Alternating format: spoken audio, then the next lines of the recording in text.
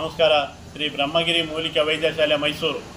Piles ಅಂದರೆ ಏನು, piles ಬಗ್ಗೆ ತಿಳ್ಕೊಳ್ಳೋದು ಹೇಗೆ? ನಾವು ಮಲ ವಿಸರ್ಜನೆ ಮಾಡೋ ಜಾಗದಲ್ಲಿ ನೋವು, ಉರಿ, ತುರಿಕೆ, ರಕ್ತಸ್ರಾವ ಆಗೋದು, ಕಡಿತ ಆಗೋದು, ಕೆಲವರಿಗೆ ಮಲಬದ್ಧತೆ ಅಂದರೆ 2 ದಿನಕ್ಕೊಮ್ಮೆ ಮಲ ವಿಸರ್ಜನೆ ಮಾಡೋದು.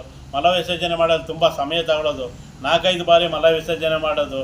ಮತ್ತು ಕೆಲವರಿಗೆ ಗುದದ್ವಾರದ ಹೊರಭಾಗದಲ್ಲಿ ಗಂಟು ರೀತಿ, ಗುಳ್ಳೆಗಳ ರೀತಿ, ಗೆಡ್ಡೆಗಳ ರೀತಿ, ದುರ್ಮಾಂಸ ಬೆಳೆದಿರೋದು, ಚರ್ಮ ಬಂದಿರೋದು, ಮೊಳಕೆ ಬಂದಿರೋದು. ಮತ್ತು ಕೆಲವರಿಗೆ ಮಲ ವಿಸರ್ಜನೆ ಮಾಡುವಾಗ ಗಂಟು ಅಥವಾ ಗುಳ್ಳೆ ಅಥವಾ ಚರ್ಮ ಆಚೆ ಬರೋದು, ಆಮೇಲೆ ವಿಸರ್ಜನೆ ನಂತರ ಅದೇ ಒಳಗೋಗೋದು. ಕೆಲವರು ಕೈ ಹಿಡಿದು ಒಳಗಡೆ ತಳ್ಳಬೇಕಾಗುತ್ತೆ. ಇದೆಲ್ಲ ಪೈಲ್ಸೆ. ಈ ಪೈಲ್ಸ್ಗೆ ನಾವು ಕೊಡುವ ಒಂದು ವೇಳೆ ಗಿಡಮೂಲಿಕೆ ರಸ ಕುಡಿಯೋದ್ರಿಂದ ಅವರು ಈ ಎಲ್ಲ ಸಮಸ್ಯೆಗಳಿಂದ ಗುಣಮುಖರಾಗಬಹುದು.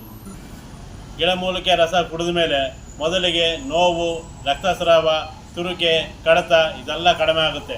ನಂತರದಲ್ಲಿ ಗಂಟು, ಗುಳ್ಳೆ, ದುರ್ಮಾಂಸ ಇದು ಸ್ವಲ್ಪನೇ ಕಡಿಮೆ ಆಗಿ ಕರಗಿ ಹೋಗುತ್ತೆ.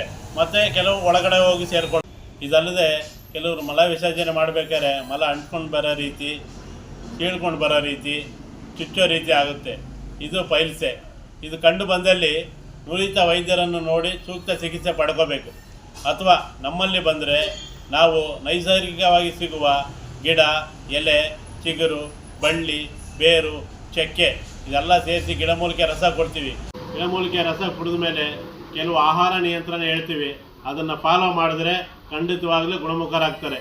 ನಮ್ಮನ್ನು ಸಂಪರ್ಕಿಸಲು ಈ ಸ್ಕ್ರೀನ್ ಮೇಲೆ ಏನು ನಂಬರ್ ಇದೆ ಇದಕ್ಕೆ ಫೋನ್ ಮಾಡಿ.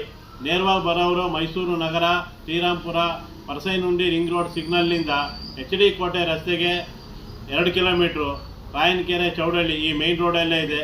ಇಲ್ಲಿ ಬರ್ಬೋದು. ಯಾರು ಬರೋಕ್ಕಾಗಲ್ವೋ ಅವ್ರಿಗೆ ಪಾರ್ಸಲ್ ಮುಖಾಂತರ, ಕೊರಿಯರ್ ಮುಖಾಂತರ ಕಳಿಸ್ಕೊಡ್ತೀವಿ. ನೀವು ಅಲ್ಲೇ ತಗೊಂಡು ನಾವು ಹೇಳುವ ನಿಯಂತ್ರಣವನ್ನು ಪಾಲನೆ ಮಾಡಿದರೆ ಗುಣಮುಖರಾಗ್ಬೋದು. ಧನ್ಯವಾದ.